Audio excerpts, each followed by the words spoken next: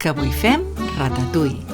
Poses oli d'oliva en una cassola i afegeixes la ceba i els alls tallat ben petit. Ho sofregeixes a foc lent, però abans de que comenci a agafar color hi afegeixes el tomàquet, la sal i unes herbes provençals. Tot bon sofregit requereix el seu temps, així que mentrestant començarem a tallar les verdures. Tria tomàquets que no siguin madurs i carbassons i albergínies que siguin de diàmetre similar. Les has de tallar ben primes i una mandolina és ideal, però si no en tens també ho pots fer amb un ganivet. Per fer aquest plat francès que va fer famós el ratolí de la pel·lícula de Pixar Ratatouille, has de posar les verdures molt ordenades. Una albergínia, un tomàquet i un carbassó, i així repetidament, i vas fent piles.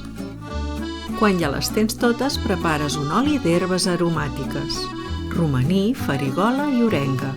Si no les tens fresques, també les pots posar seques. Ho remenes bé i reserves.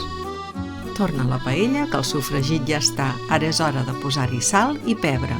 I perquè quedi més fi, és bo triturar-ho amb una batedora i després ho tornes a posar a la paella. Ho aplanes bé, que això servirà de llit a les verdures, i les hauràs d'anar col·locant igual que t'ensenyo a la imatge.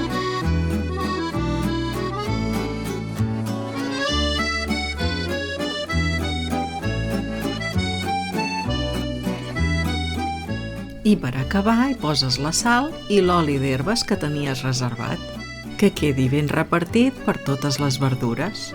Poses l'olla al foc amb la tapa i no la toquis durant tot aquest temps. Ho mantens a foc lent durant 30 minuts. Apagues el foc i ho introdueixes dins la CCM, on acabarà el cuinat durant 2 hores. Però si ho has de conservar calent, ho pots deixar més temps. Ja ho tenim.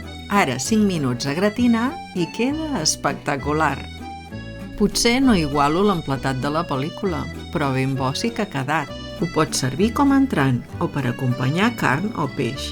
Si t'ha agradat la recepta, regala'm un m'agrada i no oblidis compartir, així cada cop serem més en conèixer la cuina sostenible.